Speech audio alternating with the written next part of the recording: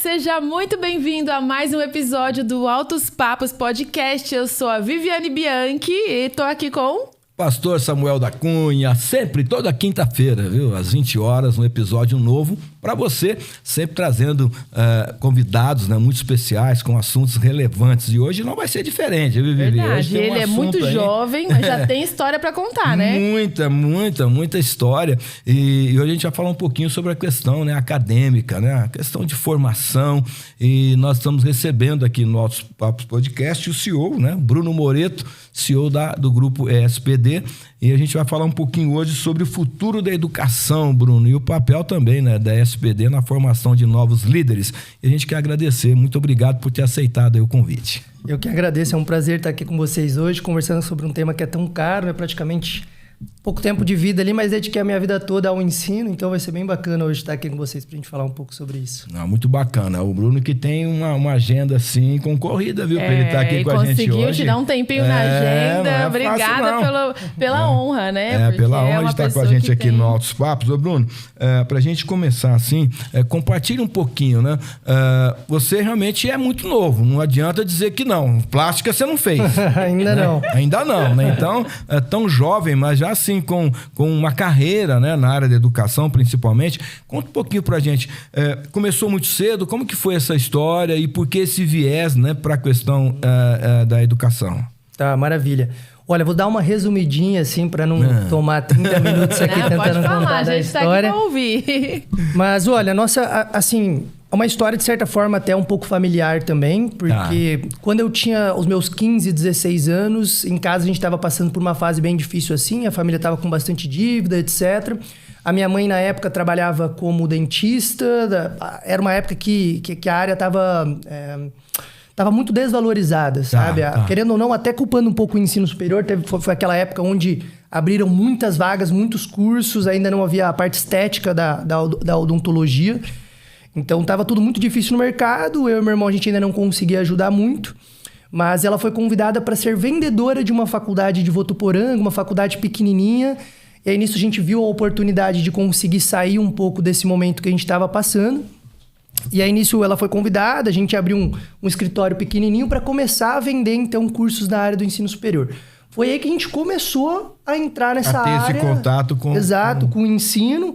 Foi até uma forma que a gente viu para conseguir sair daquele buraco onde nós estávamos. E aí foi aí onde a gente já ganhou muito conhecimento. Naquela época, quando eu tinha 16, 17 anos, você anunciar na internet era muito barato. Então, com 200, 300 reais no Meta Ads, no Google Ads, praticamente era uma floresta que ninguém ainda estava desbravando. Então, isso faz o quê? Faz 11, 12 anos? Por aí. Não é tanto tempo, né? Mas a internet mudou muito de lá pra cá, né? Mudou muito. Nessa época, para vocês terem uma ideia... Eu já fazia um estágio numa imobiliária e eu lembro deles investirem 20 mil reais em jornal e eu já falar para eles, olha, aqui a gente está investindo 200 reais, eu acho que a gente está chegando mais longe que vocês estão colocando 20 mil reais no jornal. Olha aí. E na época era uma questão de orgulho, assim, você não estar no jornal era como se você estivesse falindo, era o status, sabe? Só que isso até custou muito caro depois, né? Para as pessoas que ficaram muito tempo tentando manter um status fora da internet. De repente, assim, não acreditaram muito na mudança, né? Ou não se atualizaram muito, foram ficando ali meio que defasados. Inclusive, é até uma coisa, assim, que me pega um pouco, porque como nós ainda éramos muito jovens, eu acho que a gente aproveitou pouco, assim. Não fazíamos muita conta, sabe? Investia ali 500 reais, já tinha uma venda alta e não escalava ainda tanto o negócio. Ainda estava na escola também, não entendia muito, queria se manter na segurança. Mas foi bem bacana, a gente ganhou muito conhecimento nessa época. Nisso eu entrei na faculdade, com meus 17 para 18 anos. Passei a ser um vendedor também. Eu, meu irmão, minha mãe éramos vendedores autônomos. Então a gente praticamente virou concorrente nessa época. Então todo mundo vendia para a mesma faculdade... como vendedores autônomos. Acho que até o meu segundo ano da faculdade foi assim. Depois eu convoquei eles para a gente montar a nossa primeira empresa, que seria uma empresa quase como uma agência de propaganda e publicidade voltada para a área da educação. Então a gente não mais só venderia para uma faculdade, como a gente captaria outras faculdades. Porque assim, qual que era o grande problema naquela época? Por mais que a gente vendia muito bem, a gente, todo início do mês, era quase como se fosse o dia 1 de novo. Porque a gente ganhava só 100% da matrícula. Então, Assim, não importava. Se vendesse 150 matrículas, no dia 1 a gente ia ter que vender de novo. Então era muito difícil. Que também normalmente é o dilema do vendedor, né? O vendedor termina uma venda, começa outra do zero, né? Fica feliz que o mês acabou, bateu a meta. Aí começa, no outro dia começa de novo. Pois é. Mas, assim, é interessante você contar isso, porque você disse que você que chamou a mamãe e o seu irmão para montarem a empresa, né? Sim. Essa visão empreendedora vem da onde, assim? Olha, eu acho que eu sempre tive muita vontade, assim, na escola eu fazia festas para conseguir arrecadar dinheiro, fazia muita coisa, assim, acho que sempre foi, eu sempre tive sempre teve umas iniciativas. Sempre, assim, nunca quis ficar muito num quadrado, gostaria de produzir algo fora do quadrado, acho que até hoje eu sou assim. Sim. Vez ou outra eu arrumo mais um problema, mais um CNPJ, mais um CNPJ. A gente vai falar daqui a pouco sobre o grupo, né? Mas interessante. Então, assim, na verdade foi meio que uma dor que fez com que vocês buscassem outros caminhos. Exato, e é assim, foi bem interessante nessa época, porque a gente fez mais uma aposta, a gente foi para um outro escritório juntos, a gente tinha várias ideias, a ideia era montar uma escola com aulas particulares, aí não deu certo, a gente teve que sublocar o espaço para uma imobiliária, então assim, foram várias coisas que a gente foi tentando fazer. Não chegou dando certo de primeira, né? Assim, não. Que o pessoal às vezes vê hoje, né? Olha o Bruno, a SBD e toda a história, né? Não, foi fácil, Ele tentou ali e já deu certo, né? Certo, né? Não, inclusive foi muito difícil, assim, tanto que foi uma empresa que a gente decidiu fechar depois, né? Quando a outra já estava dando certo, que eu vou chegar lá, justamente porque era uma empresa que não escalava. Tá. Então a gente conseguiu sair um pouco da dor de vender só 100% da matrícula, porque a gente negociou com as faculdades um percentual da mensalidade, mas ainda assim era uma época onde o EAD estava crescendo, então foi onde mais a educação foi banalizada no Brasil. Acho que hoje a gente ainda paga por isso, que é uma coisa que a gente vai comentar mais à frente. Sim. Mas foi quando praticamente o EAD começou a ganhar escala. Então, os grandes grupos educacionais estavam pegando muito crédito no mercado, escalando com uma educação assim que era horrível. Infelizmente, a gente ainda precisava vender para esses grupos, porque a gente ainda não tinha um produto próprio, a gente não era uma faculdade, a gente era simples vendedores.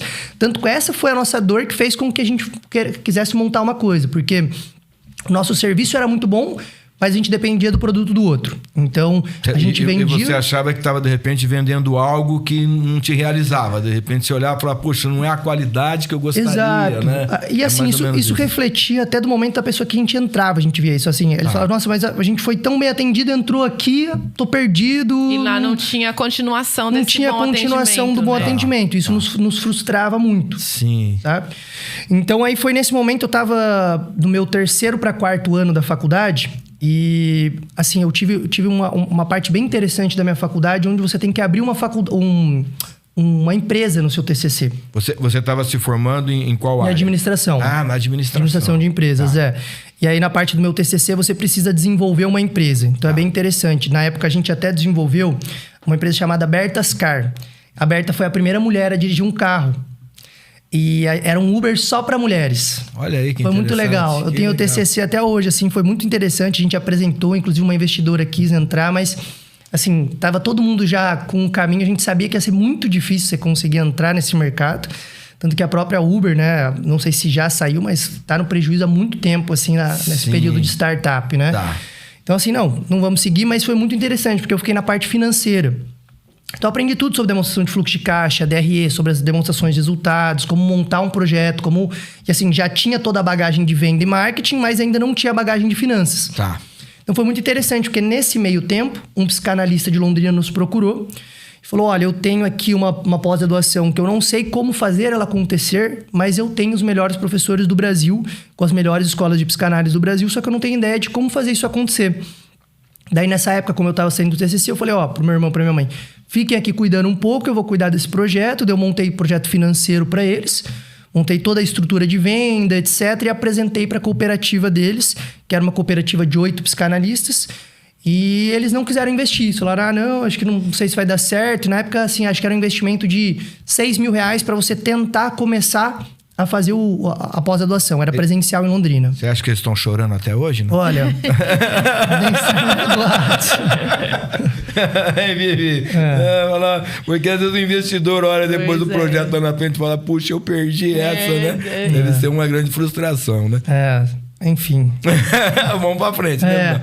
E aí, nisso eu lembro de eu ter guardado, assim, acho que 7 mil no Nubank de investimentos que eu fui fazendo. Falei, nossa, eu vou fazer isso aqui, então aconteceu. Tinha o projeto, eu mesmo tinha montado o projeto, acreditava no projeto, né? E aí fizemos acontecer, isso foi de 2018 para 2019, então nessa época era só eu como vendedor mesmo, porque daí minha mãe e o Fernando estavam cuidando da outra empresa. Deu certo, a gente abriu uma primeira turma presencial em Londrina dessa pós-graduação, foi em 2019, acho que tinham 19 alunos. 19 aluninhos, era a nossa pós-graduação em Fundamentos da Psicanálise, que começou. A gente ainda não tinha o Instituto ESP, né, que hoje é a holding de todo o grupo. E aí nisso eu comecei a pesquisar que não existia uma faculdade no Brasil dedicada ao campo da saúde mental. Como a gente tem GV Negócios, ESPM, Propaganda e Publicidade, enfim, várias instituições. Outras instituições já em outras áreas, mas já nessa específica você viu nessa que não específica tinha. Não. Aí a gente abriu a ESP, né, que é a Escola Superior de Psicologia e Educação, que é o nosso instituto, que hoje é a maior de todas as instituições. Hoje ela se tornou uma das maiores instituições dedicadas ao campo da psicanálise do Brasil. A gente tem turmas presenciais. Acho que hoje a gente está indo para 11 cidades. Então, a gente tem no Rio de Janeiro, São Paulo, Curitiba, BH, Brasília. Esse ano a gente está indo para Maceió, Campinas e Florianópolis também. Essa foi a que começou com 19 alunos. Isso, exato. Isso, a gente começou, na verdade, essa pós-graduação sem o Instituto ESP ainda. Ele ainda não existia, era vinculado a essa outra empresa que a gente tinha. E aí, em setembro de 2019, a gente funda o Instituto ESP. Tá. Aí, nisso, eu convoquei todos que participaram disso, né? A gente distribuiu a sociedade e aí começamos essa empreitada enquanto Instituto ESP. Daí, em 2020, nós abrimos uma segunda especialização, que era mais voltado para a clínica com crianças e bebês. E aí foi bem bacana e aí a gente entrou na pandemia. Quando entrou na pandemia, assim, a psicanálise, em tese, ela ainda era um campo pouco explorado no online. As grandes escolas de psicanálise, as instituições, elas tinham muito receio de entrar nesse campo, né? Sim. E a gente respeitou muito isso. A gente sempre respeitou muito as escolas de psicanálise, respeitou muito os pensadores, porque, afinal, eles fizeram parte da construção do que hoje é o Instituto ESP, tá? O Instituto ESP não sou eu, não é apenas os sócios, foi uma construção de todos os coordenadores, de todas as pessoas. A gente sempre confiou muito, porque nós éramos simples assim, vamos dizer, empreendedores comprando essa empreitada de um dos nossos sócios na psicanálise, que era apaixonado, brigava pela psicanálise. Entramos, acreditamos e, assim, amamos, sabe? Todo mundo hoje faz análise, etc. Sim. Então, foi um campo que a gente se apaixonou também. Acho que é por isso que a gente é tão envolvido. Tá. E quando entrou a pandemia, querendo ou não, foi um baita susto. A gente tinha marcado uma aula, se eu não me engano, era 20 de março, com o Marco Antônio Coutinho Jorge, que é um psicanalista muito conhecido no Rio de Janeiro. Ele falou, olha, eu não consigo ir por causa da pandemia, eu também não tenho tanto interesse em fazer isso online. Ele falou, nossa, começamos, provavelmente vamos quebrar agora, a gente não sabe muito o que fazer. A pandemia, né? Infelizmente, até quebrou muita gente, né? Porque as pessoas precisaram de encontrar saídas, né? Então, e foi nessa saída, foi muito interessante. A gente achou um outro psicanalista também, é nosso coordenador hoje lá de BH, que é o Alexandre Simões, que era uma pessoa que já tinha um posicionamento na internet. Então, ele tinha uma desenvoltura, já trabalhava no YouTube alguns ensinos dele. A gente fez a aula e a gente abriu como aula magna. Aí eu lembro certinho, assim, da instituição, assim, ser muito pequenininha e ser o primeiro volume, assim, de alunos entrando, sabe? Tá. Então, a gente respirou.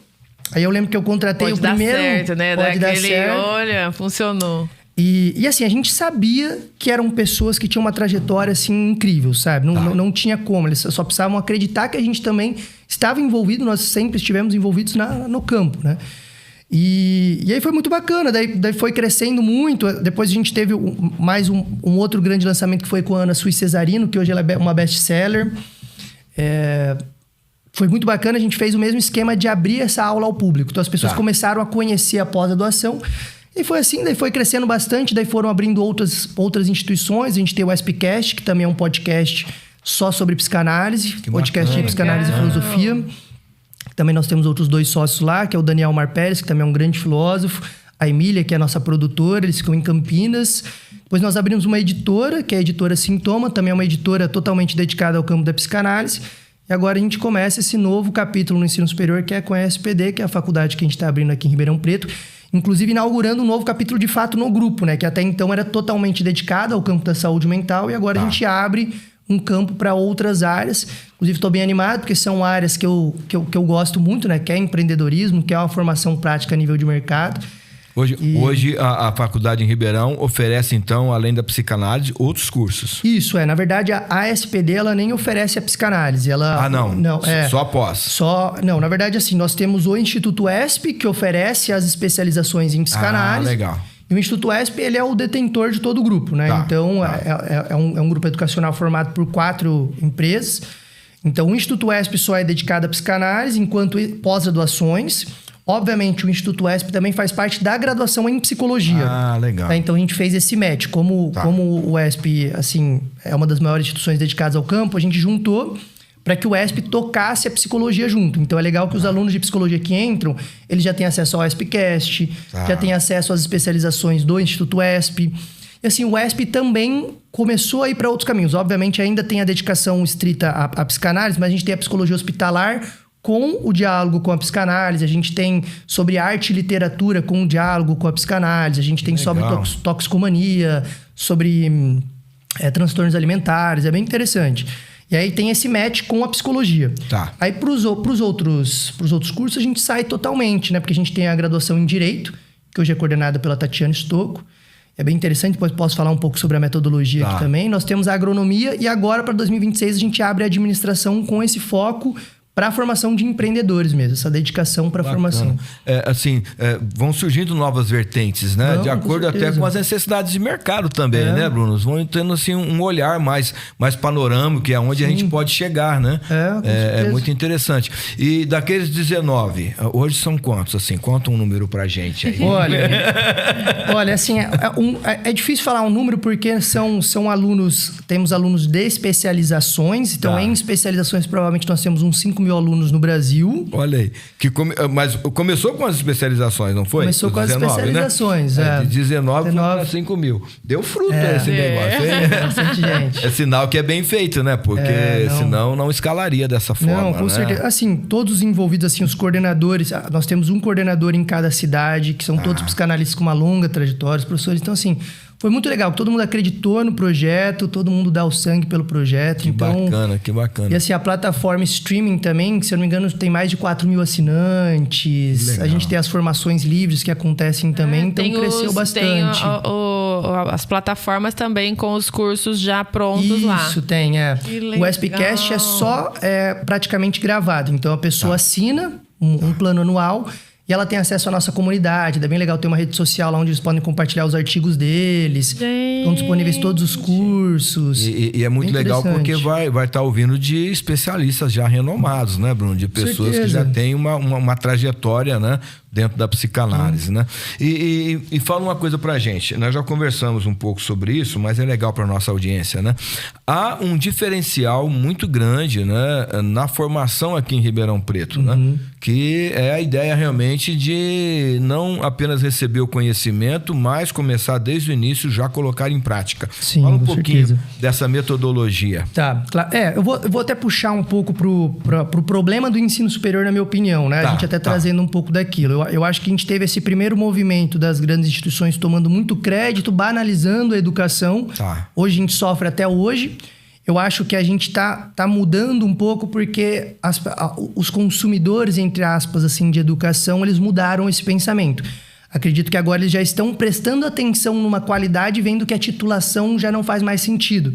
Tanto que naquela época haviam pós-graduações de 3 certificados em 6 meses. Sabe? Coisas que, assim, muita gente fazia. A pessoa achava que aquilo ia agregar o currículo dela, mas conhecimento muito raso, talvez. Tanto é que, assim, se você pega um profissional de recursos humanos que vê lá que você fez, sei lá, 6 especializações e o ano, você não fez nenhuma, né? Porque ele vai falar, não é possível, como né? Assim? Né? Normalmente uma especialização gira em torno de 18 meses, não é isso? Uma. O cara tem 6 em um ano. Às vezes ele não dormia, né? Fazia de madrugada de manhã. Às vezes ele é um ninja, cara. Você nem sabe. Esse cara é muito diferenciado. Mas pode ter, né? Mas realmente o que você está falando é interessante até para abrir os olhos, né? Do pessoal do RH, de grandes empresas, porque às vezes está no papel, mas não está de fato, né? Eu acho que inclusive isso, as empresas em geral acordarem que título não está dizendo muita coisa. Sim, tá. Inclusive, eu acho que os grandes grupos educacionais causaram um grande problema na marca deles, né? Porque acaba que hoje grandes profissionais de RH sabem identificar uma marca que foi simplesmente um curso que estava ali para uma fábrica de título. Tá. Né? Encher linguiça. Encher linguiça. Então, quando a gente foi abrir a instituição, a gente falou, olha, a gente criou uma marca forte dentro da área da saúde mental, temos que fazer igual para as outras áreas. Sim. Né? E foi assim que a gente começou a dar uma boa pesquisada assim, no mercado, principalmente perguntar para as pessoas, né? O que vocês sentem? Qual é a dor de vocês com relação ao ensino superior? Então, assim, foram algumas frentes. A primeira delas era justamente isso, é esse medo de passar 4, 5 anos, chegar no mercado de trabalho e assim, você volta pro zero. Você começa a fazer um estágio, parece que você dá a sensação que você não aprendeu nada a nível de mercado, né? A nível de formação prática. Bate aquele desespero e aí você, de fato, acha que a sua instituição não serviu para praticamente nada. Né? E o duro é que às vezes a pessoa vai descobrir isso lá pelo 3º ou 4º ano, né? Ou seja, às vezes ele já tá perdeu, no final, né? Já perdeu um tempo. O que você está falando é algo muito interessante, assim, porque eu vou contar algo particular, assim, da minha família com relação à educação da minha filha. Ela é psicóloga, né? Mas ela veio de um ensino público, né? E quando ela ingressou na universidade, eu precisei ter uma conversa com ela, porque o primeiro ano não foi bom. Já começou a ter algumas DPs ali, né? E aí eu falei com ela, filha, você está estudando com a cabeça lá do ensino médio, do ensino fundamental. Por quê, pai? Porque você está, às vezes, estudando para passar de ano. Agora mudou. Agora você vai ser uma profissional da psicologia. Então agora a sua cabeça tem que ser, eu preciso aprender esse negócio, que eu vou viver disso, é a minha profissão. Você vai ter pacientes no seu consultório que vão esperar uma resposta sua, né? Então você vai ter que mudar a abordagem, você vai ter que estudar agora com uma outra cabeça. E essa conversa fez todo sentido para ela, mudou completamente, terminou o curso, hoje é uma psicóloga, hoje desenvolve bem a profissão, mas por quê? Às vezes vem com aquela mentalidade só do curso, porque às vezes é o que você falou, né? O diploma às vezes não diz muita coisa, né, Bruno? Com certeza, eu acho que você tocou num ponto muito importante que, principalmente as pessoas que saem da escola ainda saem com essa mentalidade, é só uma continuidade aqui dos estudos, uma ampliação. E é muito triste porque você acaba não aproveitando muitas coisas que a faculdade te oferece. A gente estava até conversando no carro hoje, né, sobre o curso. Eu perguntei para um dos nossos colaboradores se ele gostou do curso dele. Está fazendo engenharia de produção na Federal. Tá. Falou, gostei bastante, mas ainda também senti falta de coisas que eu poderia aplicar no mercado, etc. Fui acabar aprendendo mais na empresa júnior. Eu falei, olha, eu também acabei assim, senti esse problema dessa desconexão entre teoria e formação prática na minha. Acho que o TCC foi fundamental para conectar, isso foi legal.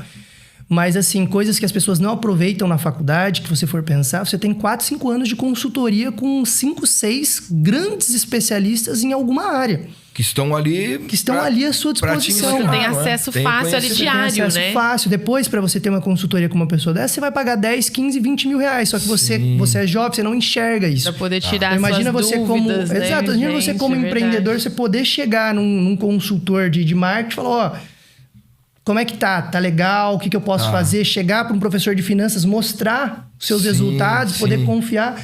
Isso depois vai custar caro para você não ter aproveitado isso. Eu acho que isso acaba dentro de todos os cursos. A gente vem com essa cabeça de achar que é só a segunda, sexta lá, cumprir carga horária. E como dá para trabalhar esse despertamento no aluno, Bruno? Aí é uma responsabilidade da faculdade, despertar nele assim, para que ele aproveite mais o curso, ele entenda melhor, né, o que é realmente uma formação, né? Sim, eu acho que assim, o primeiro ponto que nós estamos fazendo, né, a SPD, é comunicando a dor, para que as pessoas que entrem saibam que é isso que a faculdade propõe. Então, se você está entrando, quer dizer que você está comprando isso, né? Você entendeu que, olha, se você está entrando aqui é para a gente suprir essa dor, para que você saia com uma formação prática, ou para você empreender, ou que você minimamente tenha uma formação prática para se destacar dentro de uma empresa.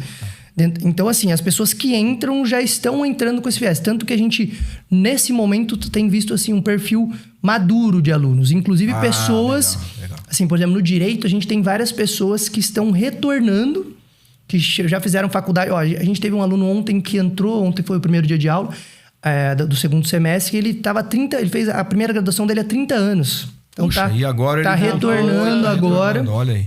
Então, temos vários perfis, mas assim, é bem legal que a gente tem já esse perfil de aluno que tá querendo empreender. Tem bastante gente do agro que vem me procurar. Tô já montando uma empresa de jardinagem, tô montando essa empresa, como que eu posso ajudar? Então, assim, desde o primeiro dia a gente bate sobre isso, a gente incentiva isso. Uma outra forma que a gente fez também para conseguir, porque assim, a gente sabe que uma faculdade, ela tem uma certa limitação, é muito importante a parte teórica. Então, não tem como a gente sair 100% das coisas básicas só que tem. No prático, né? Não tem jeito. É porque depois você vai fazer suas especializações, Exatamente. né? Por exemplo, Você vai receber uma base ali, né, Bruno? Bem consolidada, enfim. Mas tem que fazer a lição de casa, né? Tem que fazer. Vamos pegar até a engenharia agronômica, né? O povo se mata ali porque tem física, química, cálculo, né? O povo fica chateado. Mas, primeiro que são disciplinas muito importantes para a formação da pessoa, né? Enquanto raciocínio, às vezes a pessoa não presta atenção nisso, mas a gente vê assim, um destaque para as pessoas que saem das engenharias e entram nas empresas, elas são muito analíticas, né? São muito práticas. Mas uma forma que a gente fez, a mesma estratégia do SPcast, que é uma plataforma de formações complementares, a gente montou a SPD+. Então, a gente consegue colocar várias formações complementares para os alunos irem estudando ao longo do curso. Então, vamos dizer, quero aprender mais, estou abrindo uma empresa durante o curso, quero aprender mais sobre tráfego pago. Ele consegue achar na SPD+. Que legal. Quero aprender mais sobre uma área específica, sobre finanças, investimentos. Complementa ali o curso, consegue complementar. Porque Exato. até a pergunta que eu ia fazer é... As faculdades, os profissionais hoje, a maior dor que eu acho, né? Que eu vejo até, eu converso com pessoas, a pessoa fez a faculdade, direito, engenharia, arquitetura. Ela sabe fazer o que ela aprendeu lá, mas ela não sabe vender esse serviço, né? Isso é muito importante. Exato. Porque não basta ser um bom dentista, você tem que saber vender o seu trabalho. Tudo é venda, né? Tudo é venda. Então, por isso que a gente acaba os 3 cursos trabalhando esse viés do empreendedorismo, que é importante mesmo que seja para uma carreira profissional, você ter essas competências de entender o empreendedor, você entende o seu empregador.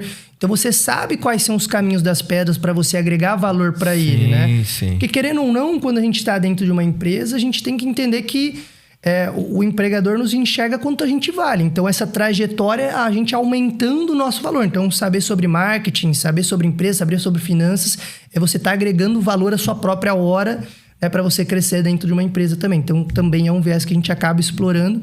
E a gente sabe que a faculdade ela tem uma matriz que precisa ser seguida, então a gente consegue explorar pelas formações complementares. E o legal é que toda faculdade, toda graduação, ela exige uma carga horária obrigatória de atividades complementares. Então, os alunos precisam cumprir X horas de atividades complementares. E, normalmente, por padrão, a gente acaba fazendo isso. A gente fica naquela correria, vai fazer isso em qualquer instituição, etc. Então, a gente falou, não, vamos internalizar isso. Ou seja, dá uma estrutura mais ampla para que ele saiba que... e tá também, às vezes, no mesmo viés do ensino que ele está recebendo, né? Porque, às vezes, o cara pode receber um conteúdo aqui na SPD e, de repente, ele vai buscar em outro lugar e... Pode, de alguma maneira, né, trazer alguma questão contraditória, enfim, né? Causa mais confusão, talvez, do que agregue para ele, né? Com certeza. Então, acho que esse é um dos diferenciais da dor que a gente percebeu, que era essa desconexão com o mercado. E a segunda dor, onde a gente bate muito também, é o que você falou sobre essa fase que você passa muito tempo numa graduação para você tentar entender o que você quer. E aí, depois que você se forma, você precisa se especializar, né? Ou fazer um mestrado, uma pós-graduação, um curso. E acaba, em tese, perdendo um pouco o tempo que você ficou na graduação, né? Tá. Então, a gente montou uma metodologia de ensino prático formada por 3 etapas. Então, nós temos a nossa primeira etapa, que é a fase de descoberta, que acontece nos primeiros 2 anos. Nesses 2 anos, a gente traz a maior quantidade de profissionais do mercado possível de diferentes áreas para trazer essa conexão com a teoria, para eles entenderem qual área eu quero seguir. Vamos pegar o direito. A gente tem, no primeiro semestre, metodologia de resolução de casos, onde a gente traz um penalista, um tributário, um civil, e eles já vão tendo conexões com os casos que eles têm mais afinidade. Vão discutindo. A partir do segundo semestre, a gente já começa a trazer uma especificidade maior. Então, a gente já começa a trabalhar, por exemplo, prática de casos civis agora no segundo semestre. No terceiro semestre, penal. Olha que legal. Então, a ideia é que nessa fase ele já entenda o que ele gosta, para lá no final ele pegue eletivas que já façam sentido com o que ele quer e já vai fazendo formações complementares. Por exemplo, se o aluno gostou de penal, inclusive, ele já pode ir assistindo às nossas aulas. A gente tem uma pós-graduação em Direito Penal Econômico e Empresarial, já pode ir se especializando desde do primeiro ano dele. Então assim... Ganha tempo, né? A universidade está ajudando ele a se descobrir, e aí ele tendo já uma visão mais clara da área que ele quer seguir, né? Depois da formação, durante esses outros 2 anos ali que está para ser o final do curso, ele já consegue, então... Exato. A gente até chama a nossa fase 2 de planejamento, que é no 3º ano, onde a gente consegue entender o que ele quer e montar um planejamento mais personalizado para ele. Nos últimos 2 anos é a atração, onde a gente traciona a carreira dele no sentido que ele quer. Seria mais ou menos aquela ideia, Bruno, talvez assim um pouco distante, mas de que o pessoal tem batido nessa tecla do ensino médio, por exemplo, né? Que às vezes a pessoa está ali 3 anos, né, no ensino médio, mas às vezes não tem ainda uma ideia do que ele vai realmente fazer num curso superior, mas eles estão querendo trazer, olha... qual é o perfil desse aluno, né? Qual é a vocação, a área que ele gostaria. E aí as matérias são adequadas para ajudá-lo já a se preparar para um curso superior. Seria mais ou menos nessa linha, Exato, sim. mais ou menos nessa linha, só que já dentro da área que ele escolheu, sim, né? Sim, dentro da área que ele escolheu. E aí e tem conteúdos para que ele possa e já vai antecipando o que seria mais na frente, até para poder testar, ver se é isso mesmo, né? Que porque, assim, eu não sei se você tem talvez esse dado, mas normalmente a pessoa ela faz a sua formação ali de 4, às vezes 5 anos, e talvez demora mais 5 até 10, às vezes, para ter resultado. É mais ou menos isso aí, com certeza, assim, é muito subjetivo, né? Mas tem gente que leva mais, tem gente que leva menos, mas demora para você engrenar. Ele ainda vai ter uma longa caminhada para começar a ter retorno, com certeza, da área da formação. E aí vocês viram essa dor e dessa maneira tem conseguido abreviar esse tempo. Até mesmo para aproveitar um pouco disso que eu falei para vocês, né? Esse contato com os professores enquanto consultores, eu acho que isso é muito rico. Se você já está praticamente inserido no escritório, vamos lá, estagiando como tributário e tem um baita tributarista para você conversar e poder tirar dúvida, isso aí é... Com certeza. Não muito tem preço, rico, né? Não tem preço. Agrega, né, um conhecimento que talvez ele nem teria, porque também... Pós-formação é mais difícil o acesso, não só por conta da questão financeira, como você colocou, mas até por conta do relacionamento mesmo, né? Porque você está ali no dia a dia com aqueles profissionais, né? Então, facilita muito, né? Facilita, E eu acho que assim, o mais importante hoje, que inclusive, eu acredito que a gente esteja passando por uma fase mais interessante, assim, tanto no mercado quanto na sociedade no Brasil. Acho que o pessoal está dando uma acordada com relação à educação, formação prática, empreendedorismo. Acho que tem se falado mais sobre empresas. E é legal que quem trabalha... Eu não estou dizendo isso para quem quer empreender, até para quem trabalha, conseguir entender o que os empreendedores também estão buscando, né? O que eu preciso criar, o que eu preciso entender para eu criar essa minha elevação da minha hora, para eu crescer dentro do mercado, né? Ou seja, são os diferenciais, né? Que vão fazer também com que essa pessoa se destaque, né? Então, até porque hoje em dia, vocês assistiram aquele... Um empresário contra 30? Gente, com aquilo ali Gomes, é desesperador. Né? Pois é. É desesperador a gente entender assim. Eu olho pra minha filha e falo, esses daí são os concorrentes. Tem que remar, né?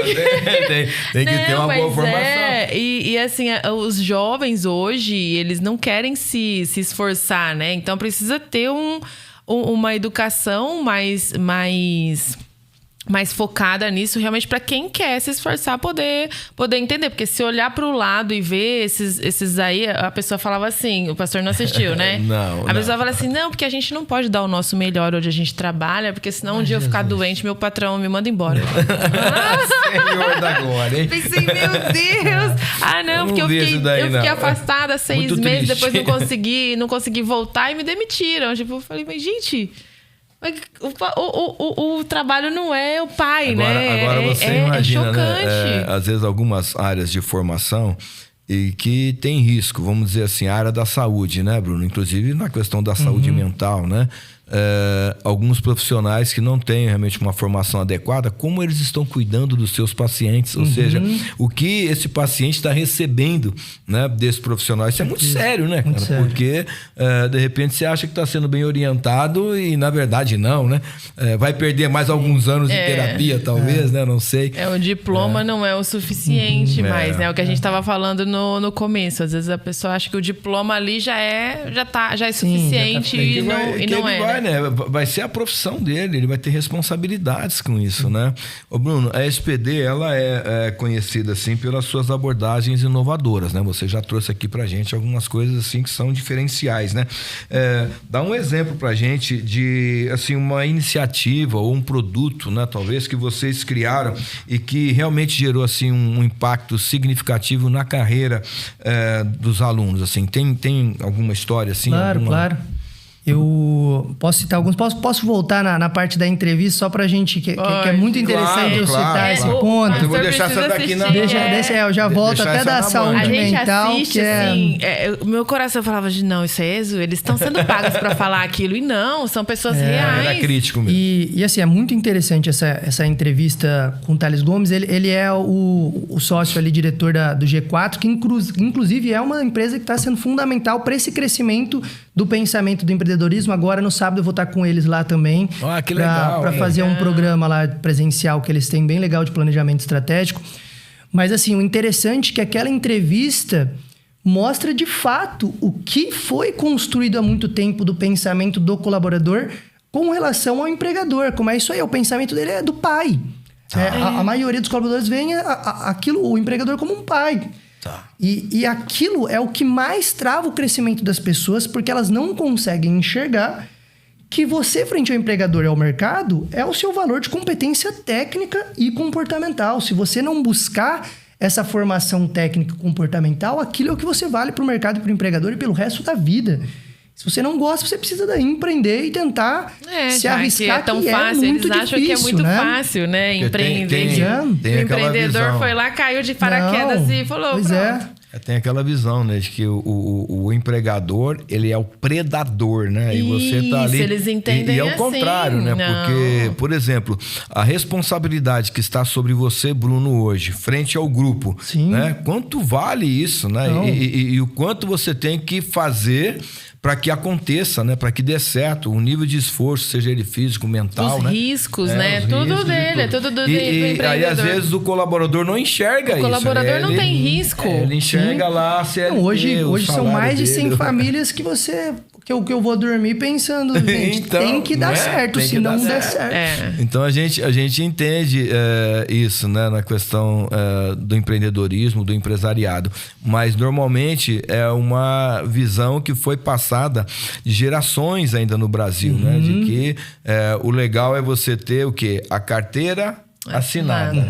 Eu costumo dizer que é a carteira assinada, entendeu? Né? Porque tem pessoas que vendem realmente o tempo dele e acha que tá ganhando pouco, né? Ou seja, mas é você que põe valor, né? Se que você merece uma posição melhor, né, Bruno? Se você merece uma posição melhor, um cargo melhor, um salário melhor, você tem que entregar mais, ou seja, você tem que ter mais competência. E é interessante, é o que o Thales fala assim, olha, aqui na entrevista eu não consigo generalizar porque eu não consigo entender como é a sua empresa. Às vezes, de fato, ela é gerida por um mau empregador. Sim, devem ter acontece também. várias, existe assim, né? muito. Mas assim, se você constrói essa sua formação, gente, você é disputado pelo mercado. Você entendeu? sai de um, não tem pra quem. Tem 10 brigando pra você, pra né? Não tem... Entendeu? Se o mesmo esforço que você emprega para empreender, você emprega na sua carreira profissional, te garanto que é mais seguro e você vai crescer sim. Você só precisa construir a mesma coisa que o empregador constrói, que é marca, a sua própria marca pessoal. Sim. Né? E formação técnica. Você precisa ser bom, de fato. E comportamental, né? Que você vê que é o problema ali dos 30 participantes, é o comportamental. É você... A pessoa que se destaca, ela vai ser disputada, né? Com certeza. O cabelo, assim, todo parece oleoso. E com a ponta, assim, que pintou. A ponta tá aqui pintada, o resto preto. E, assim, muito desleixado. E eu fui mandada embora injustamente por causa da minha aparência. Eu pensei, não foi injusto.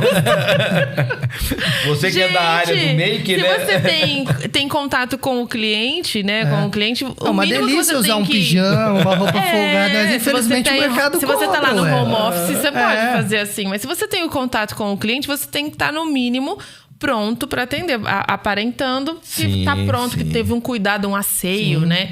Aí ele achou que tava que foi injusto. Ele estava bem. É. Ele tava bem. Ai, Mas ele é pode procurar algum trabalho que pode estar assim, né? Não foi de repente injusto. ele vai achar uma tribo, talvez, alguma coisa, alguma Assim, coisa nesse sentido. Olha, pastor Samuel, o pastor Eu vai ficar não vi, assustado. não. Eu vou dar uma assistida depois. Vai ficar... E eu achava que isso era combinado. Eu falava, gente, não é possível. Eu vejo muito no TikTok, no Instagram, as empresas falando, né? O pessoal de RH falando, não, porque a pessoa saiu pra ir almoçar e voltou depois de uma semana. E aí eu perguntei, mas e aí, o que aconteceu? Não, eu peguei folga. Aí, tipo, como assim? Folga? Eu quero folga. E a empresa? A empresa... Sem avisar, sem nada, assim, ó, eu quero uma folga, não. Então, isso tem muito, e a educação é muito importante para isso, até para o empregador, para o empreendedor, entender que isso existe, né? E entender como contratar. Vai lidar, né, também com esses desafios, né? Mas, Bruno, sobre aquilo que a gente estava falando...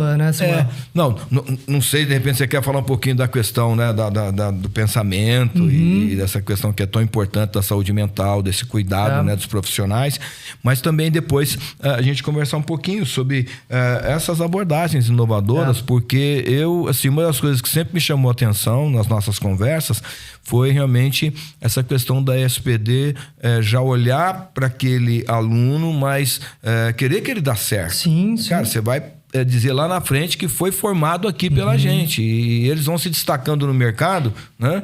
Por quê? Porque tiveram realmente alguém que se preocupou com a formação deles. Mas isso depois. Agora fala da parte mental, que você disse que é... Olha, eu acho que eu vou combinar as duas. Pode ser? Porque daí eu já falo, porque em tese a gente tem hoje 3 cursos presenciais. A gente precisa se preocupar muito com a formação prática. Sim. Né? Porque é isso que você falou. O psicólogo hoje ele precisa sair... A gente fala que ele precisa ser capaz de suportar uma demanda de análise, que seria uma demanda de terapia, né? Então, ele precisa estar preparado bastante para suportar a sua demanda, que não é uma coisa fácil, né? Você suportar isso. Então, faz parte da nossa formação prática no viés da psicologia. Eu posso até começar por ela. Acho que sua pergunta foi quais seriam os diferenciais ali com relação a como a gente trabalha, né? E se você já tem, assim, alguns alunos que, poxa, experimentaram isso e já carregam esse diferencial, né? Tá, maravilha. Bom, a gente está indo pro segundo semestre, então da psicologia ainda acho que vai ser uma trajetória, porque eles ainda não começaram os estágios clínicos. Mas vou falar, assim, vários pontos que a gente já tem trabalhado, tá? Bom, o primeiro ponto, com relação à conexão deles com o mercado, a gente estruturou uma parceria com a Carpedim, que é uma empresa de headhunting e consultoria de RH há mais de 14 anos. Então, qual que é a ideia? Junto com a SPD+, nós montamos alguns cursos, ainda não lançamos, que é um planejamento de carreira. Então, para LinkedIn, carreira, entrevista, posicionamento, soft skills... E o legal é que depois que eles finalizam a trilha, eles podem compartilhar o currículo deles com a Carpedim, que é quem faz a conexão deles com o mercado. Ah, legal. Né? Então, eles estão vindo aqui para Ribeirão Preto. Pensando lá na frente, já lá na frente, futuro. Até assim, para quem já entra, por exemplo, ontem eles estavam no nosso Day One, que é um evento que a gente faz todo início de aula. Eles já estavam pegando os currículos do pessoal que quer ir para o mercado. Tá. Eles são uma empresa de São Paulo, eles têm várias regiões do Brasil, agora eles estão vindo aqui para Ribeirão Preto. Então, essa foi uma forma que a gente já criou para como que a gente conecta rápido o aluno ao mercado? Então, nesse primeiro semestre, inclusive, a gente já teve um aluno empregado por uma empresa grande, que eu não lembro o nome. Mas, assim, é bem bacana. Então, a gente já está conseguindo construir essa ponte. Então, uma das maneiras, inclusive, para construir esse pensamento... é através dessas nossas... Primeiro, são 2 pontos. Como que a gente constrói o pensamento empreendedor no aluno? Tá. O primeiro ponto são com as formações complementares de fato, que é a SPD+, mas também é através dos professores. Então, a gente trazer professores que não têm apenas uma trajetória acadêmica, mas uma trajetória profissional empreendedora, já vem com outro viés, entendeu? Pode trocar mais com o aluno. Já pode trocar mais. Sai do âmbito da teoria e vem a teoria com a prática. Ele está vivendo a realidade do dia a dia. Então, isso já é uma forma de incentivo ao aluno.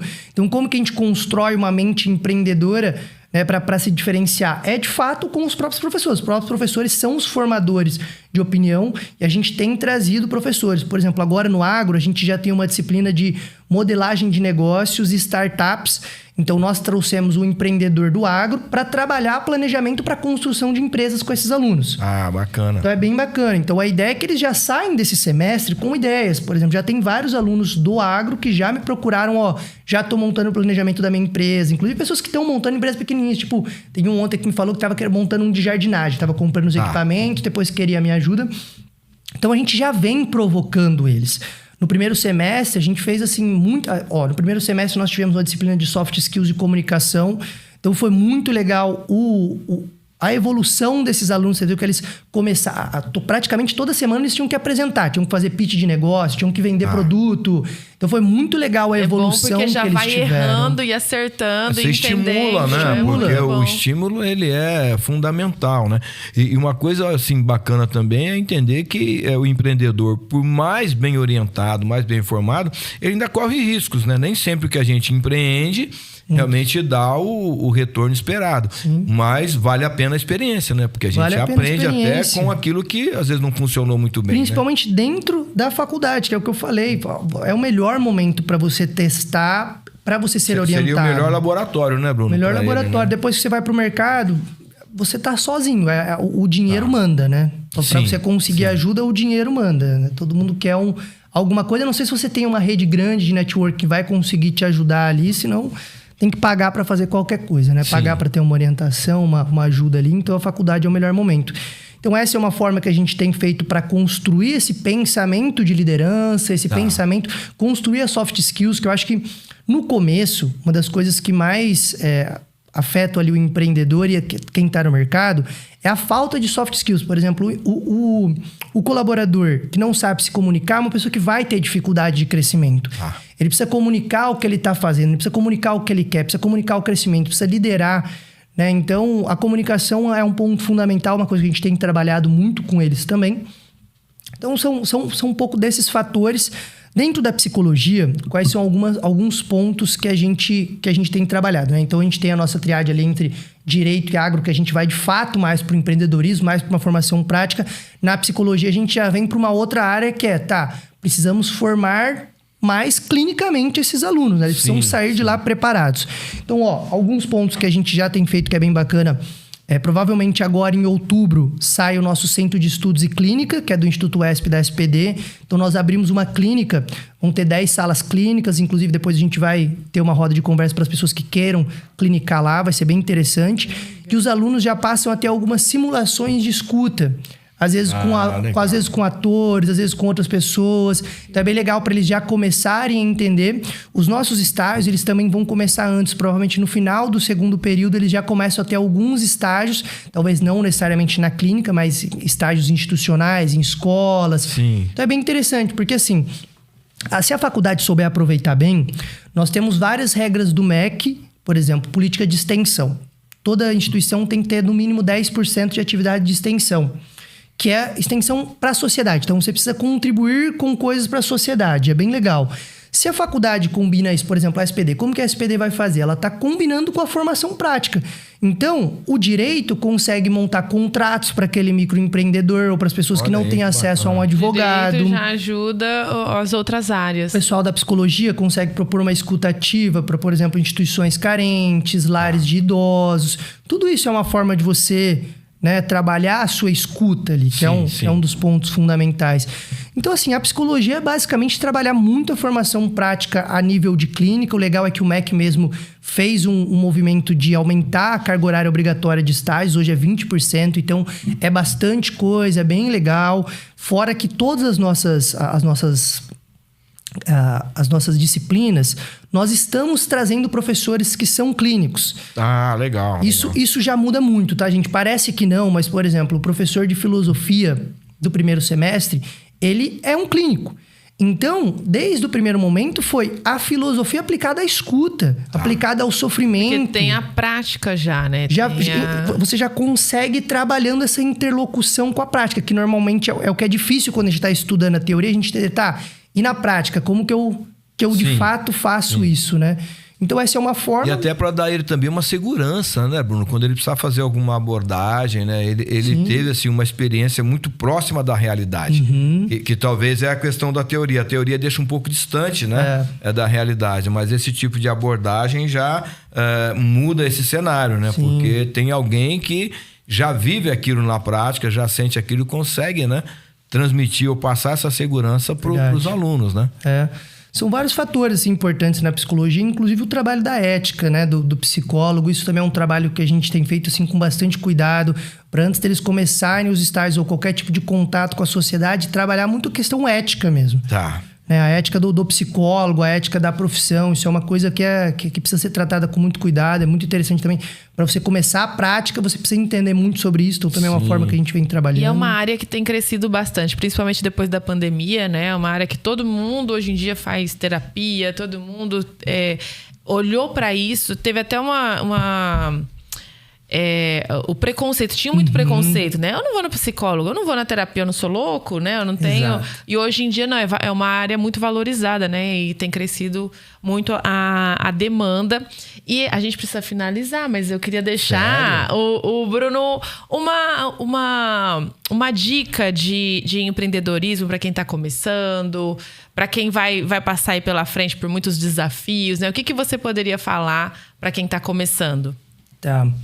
Vamos lá, olha, eu acho que o primeiro ponto é que você precisa de fato ter a coragem para começar, que isso é uma coisa que a gente é muito perfeccionista e fica adiando esse início. Eu não digo você ter pressa para começar um negócio, mas você ter pressa para minimamente começar a planejar o negócio. Tá. Acho que uma das dicas mais importantes para quem quer empreender é você se apaixonar pela dor dos outros e não pelo seu próprio interesse, porque às vezes o que é uma solução para você não é uma solução para os outros. Muita gente se apaixona pela sua ideia e, na verdade, o que vende de fato é você solucionar a dor do outro.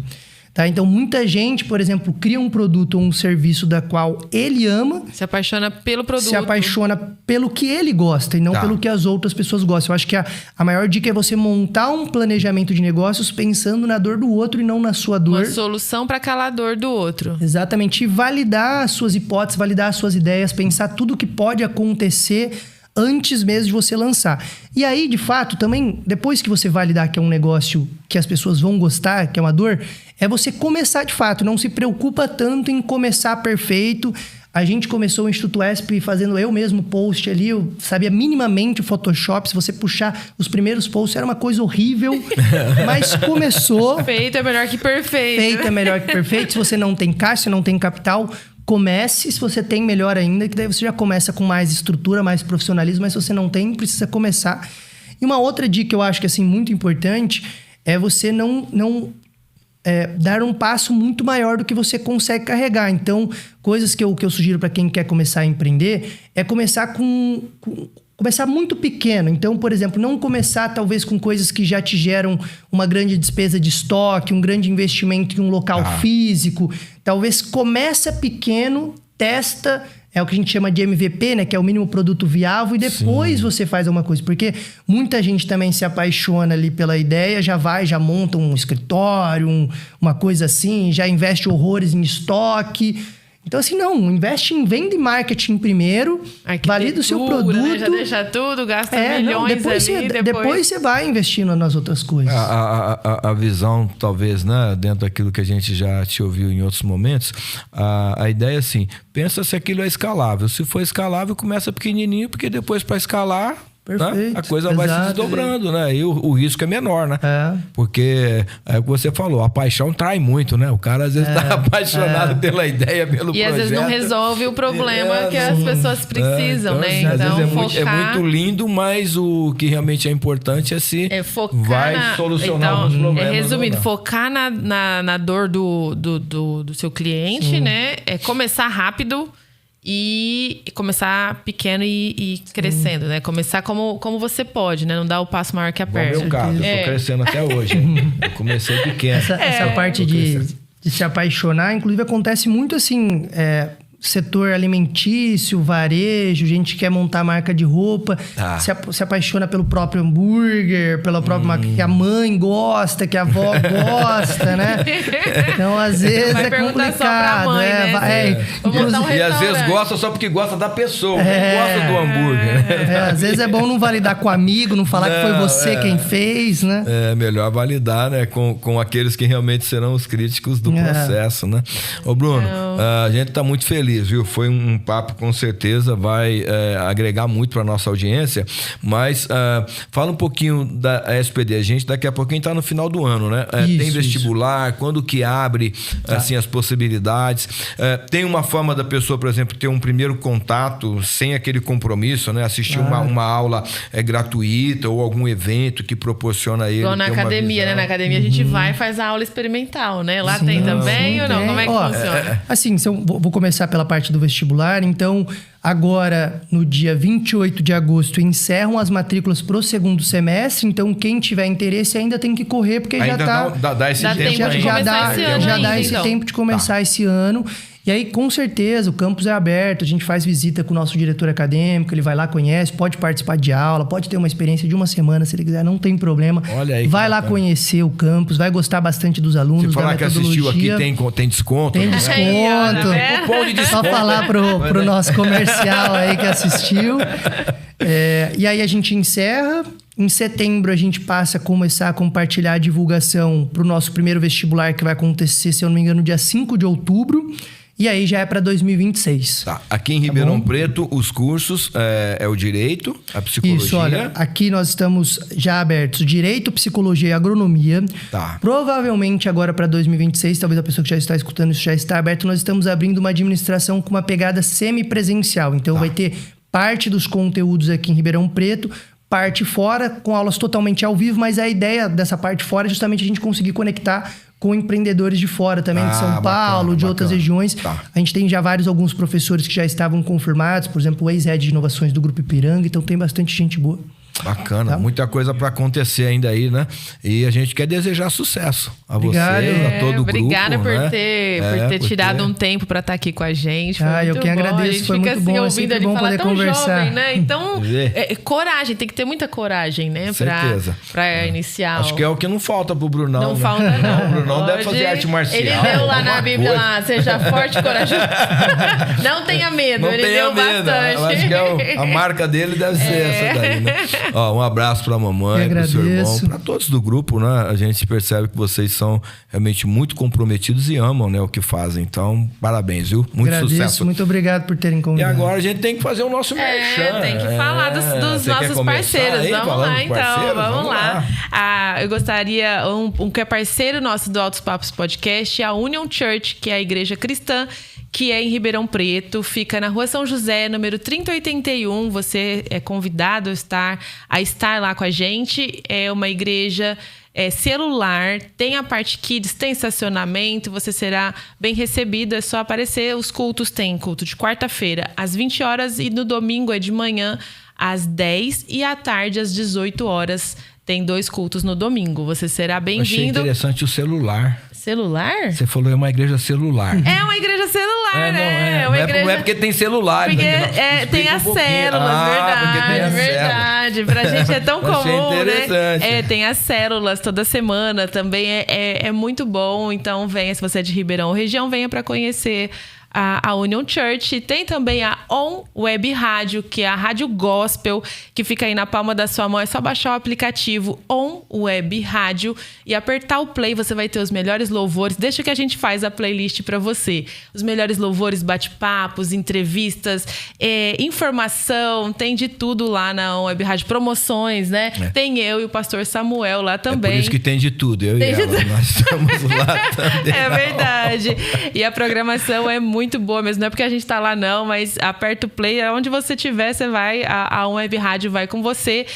E baixa o aplicativo On Web Rádio ou segue a gente também lá nas redes sociais, On Web Rádio Gospel. Que mais Bacana. Que tem, parceiros? Agora eu quero falar também do nosso canal Gospel Channel, que é um portal de notícias na internet, tudo sobre o universo evangélico, o universo gospel. Então, sempre trazendo aí as novidades, né, daquilo que está rolando aí no mundo gospel. Você pode ter acesso através do site, né, gospelchannel.com.br, e o Altos Papos Podcast é uma playlist do canal Gospel Channel no YouTube. Então, se você está com a gente aqui, eu quero te pedir uma gentileza agora.